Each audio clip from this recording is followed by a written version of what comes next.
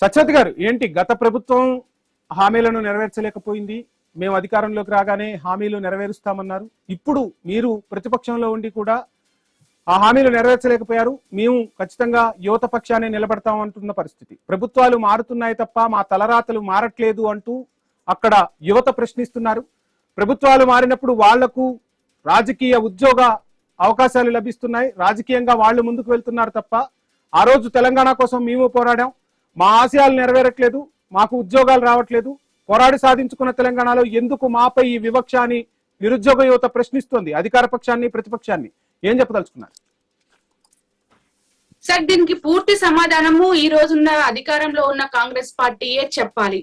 ఎందుకంటే ఆ రోజు ఇందాక బ్రదర్ రవి చెప్పాడు, నిరుద్యోగ జేఏసీ నేత రవి చెప్పాడు, మేము ఆ రోజు అశోక్ నగర్ లో ప్రిపేర్ అవుతూ ఉంటే మీకు ఉద్యోగాలు రావట్లేదని చెప్పేసి మా ఇండ్లలోకి వచ్చి మా రూముల్లోకి వచ్చి మా డోర్ కొట్టి మమ్మల్ని బయటికి తీసుకొచ్చి మాతో ఉద్యమాలు చేయించి మేము అధికారంలోకి వస్తే 1 సంవత్సరంలోనే 2 లక్షల ఉద్యోగాలు ఇస్తామని చెప్పేసి హామీ ఇచ్చినటువంటి కాంగ్రెస్ ప్రభుత్వం సంవత్సరం గడిచిపోయింది, 2.5 సంవత్సరాలు అవుతుంది, మా ఉద్యోగాల సంగతి ఏందని చెప్పేసి వాళ్ళు మేము ప్రశ్నిస్తూ ఉంటే అదే కాంగ్రెస్ వాళ్ళు పోలీసులను పంపించి ఈ రోజు మమ్మల్ని కనీసం నిరసన కూడా తెలియజేయని స్థితికి వాళ్ళు మమ్మల్ని నెట్టివేశారు, అడుగడుగున అరెస్టులు చేస్తున్నారని చెప్పేసి బ్రదర్ వేస్తున్నటువంటి ప్రశ్నకు సమాధానము కార్తిక్ గారు చెప్పలేదు. పైగా కార్తిక్ గారు లాంటి కాంగ్రెస్ సెకండరీ లీడర్షిప్ ఎవరైతే ఉన్నారో రేవంత్ రెడ్డి గారి మెప్పు కోసము చాలా తంటాలు పడుతున్నారనేది ఇందాక మాట్లాడుతుంటే నాకు అర్థమైంది. ఇతనే కదా చాలా మంది డిబేట్లలో నేను చూస్తున్నాను కదా. అంటే ఈ రోజు నిరుద్యోగులు వేస్తున్నటువంటి ప్రశ్నలకి సమాధానాలు చెప్పలేక దొంగతీడు వ్యవహారం జరుగుతుంది. సార్ 2 లక్షల ఉద్యోగాలు మాట పక్కన పెడితే ఇవాళ 20 మంది నిరుద్యోగులు ఆత్మహత్య చేసుకుంటున్నారు. కనీసము ఈ రేవంత్ రెడ్డికి కాంగ్రెస్ ప్రభుత్వానికి వాళ్ళ పట్ల సానుభూతి లేకపోగా ప్రశ్నిస్తున్నటువంటి వీళ్ళని ఎండి తాగండి అని చెప్పేసి బహిరంగంగా చాలా అప్రజాస్వామికంగా మాట్లాడుతున్నటువంటి పరిస్థితి. ఇక్కడ 2 లక్షల ఉద్యోగాల భర్తీ పక్కకు పోయింది కానీ 200 కోట్లు పెట్టి ఇవాళ ఆయన అధికారికంగా నివాసం ఉండడానికి మాత్రం చాలా పెద్ద భవనం కట్టుకున్నాడు ఈ రేవంత్ రెడ్డి గారు. ఇప్పుడు ఇంతక కార్తిక్ గారు మిమ్మల్ని కూడా ప్రశ్నిస్తున్నారుగా, మిమ్మల్ని కూడా ప్రజా దర్బార్లు కట్టారు, ప్రజాభవన్లు కట్టారు, నిరుద్యోగులకు సంబంధించి మాత్రం ఏం చేయలేదని చెప్పి అందరిది ఒకే తీరు అవుతుంది.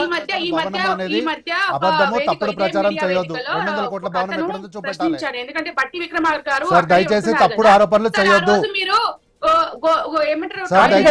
సమయం ఇస్తాం, సమయంగా సార్ తప్పుడు సమయం ఇచ్చినప్పుడు అంశం గురించి మాట్లాడుతున్నాను. నేను కాదు, మీరే ఇంటర్వ్యూ కావాలి సార్, మీరే అడగాలి ఈ ప్రశ్నని.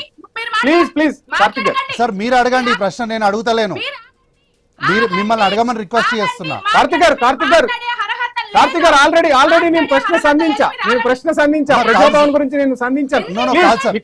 మీరు మాట్లాడుతారు కానీ కాదు, నా ప్రశ్న ఒక్కసారి మీరు అడగండి. 200 కోట్లతోని భవనం అన్నారు, అది కరెక్ట్ కాదు, ఆ భవనం ఎక్కడుందో కనీసం ప్లేస్ అన్నా చెప్పమని మిమ్మల్ని అడగమని రిక్వెస్ట్ చేస్తున్నా నేను. Please madam please continue. ఇదే మందకృష్ణ మాదిగా ఇదే ఎవరు ఆర్.కృష్ణ గారు అడ్డొస్తున్నారు, ఉద్యోగాలు భర్తీ చేస్తామని చెప్పేసి ఆయన మాట్లాడుతున్నా ఈ కార్తిక్ కి నేను 2 ప్రశ్నలు వేస్తా. ఇప్పుడు నిరుద్యోగ వృత్తి ఇస్తా అని చెప్పారు 4,000 ఇస్తుంటే ఇదే మందకృష్ణ మాదిగా ఆర్.కృష్ణ అడ్డొస్తున్నారా? మీకు ఏం ప్రకటించారండి మీరు? 7 జోన్లలో ఎక్సైజ్ ఏమంటారు జిల్లాకి స్కిల్ సెంటర్లను ఏర్పాటు చేస్తాం. అదే విధంగా విద్యా ఉపాధి అవకాశాలు మెరుగుపరచడానికి యూత్ కమిషన్ 10 లక్షల వరకు వడ్డీ లేని రుణాలు ఇప్పిస్తాం. దీనికి కూడా మందకృష్ణ మాదిగా అడ్డొచ్చాడా? దీనికి ఆర్.కృష్ణ అడ్డొచ్చాడా? అదే విధంగా 18 ఏళ్లు పైబడిన చదువుకునే ప్రతి యువతికి ఎలక్ట్రిక్ స్కూటర్ ఇప్పిస్తానని చెప్పేసి హామీ ఇచ్చారు. దీనికి కూడా మందకృష్ణ మాదిగా ఆర్.కృష్ణ అడ్డపడ్డారా?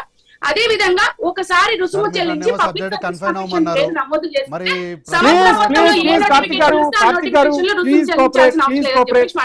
దీనికి కూడా వాళ్ళు కాంట్రాక్టులలో నిరుద్యోగ యువతకు అవకాశం కల్పిస్తామని చెప్పారు. ఈ మాటలన్నీ యూత్ డిక్లరేషన్ లో వాళ్ళు ప్రకటించినటువంటి అంశాలను మాత్రమే నేను ప్రశ్నిస్తున్నా. నేను కొత్తగా బీఆర్ఎస్ కు సంబంధించిన విషయాలు నేను మాట్లాడట్లేదు. మా కేటీఆర్ గారు ప్రశ్నలు వేస్తే వీళ్ళకి సమాధానం చెప్పే నైతికత లేదు, వీళ్ళు చెప్పరు, చాలా కష్టపడుతున్నారు. కార్తిక్ లాంటి వాళ్ళని ఇంతకుముందే నేను చెప్పాను. కాబట్టి వీటికి కూడా వాళ్ళు అడ్డొస్తున్నారు. అట్లాగే రూరల్ యూత్ ఫైనాన్స్ కార్పొరేషన్ ₹1,000 కోట్ల నిధితో ఏర్పాటు చేసి స్వయం ఉపాధిని ప్రోత్సహిస్తాం. ఇందాక ఎవరు బీజేపీ గవర్నమెంట్ సెంట్రల్ లో ఉద్యోగాన్ని కల్పితామా అనే దానికి ఉద్యోగాల భర్తీకి చాలా క్లియర్ గా అతను ఎక్స్ప్లెయిన్ చేసి చెప్పాడు కదా, దీన్ని కూడా ఎక్స్ప్లెయిన్ చేయమని చెప్పేసి నేను కోరుతున్నాను. ఉపాధిని ప్రోత్సహిస్తానని చెప్పారు, ప్రతి విద్యార్థికి 5 లక్షల రూపాయలు ఇస్తానని చెప్పిండండి. 6 నెలల క్రితము ఇదే ఉస్మానియా యూనివర్సిటీకి వచ్చి 1000 కోట్లు రూపాయి కూడా ఇవ్వలేదు. ఇది దీనికి ఎవరైతే వచ్చారండి? ఆన్సర్ తీసుకుంటాను ప్లీజ్. సింధు గారు గ్రూప్ రెస్పాన్స్ ఉన్నారు. సింధు గారు ఏంటి అసలు ఏం జరుగుతుంది? నిరుద్యోగులకు ఎందుకు నోటిఫికేషన్లు విడుదల చేయలేకపోతున్నారు? మీ డిమాండ్స్ ఏంటి అసలు? నమస్కారం అండి అందరికీ. Please cooperate madam. సత్యవతి గారు మళ్ళీ మీకు సమయం ఇస్తాను. సింధు గారు ప్లీజ్ కంటిన్యూ. నిరుద్యోగులకి ఎందుకు నోటిఫికేషన్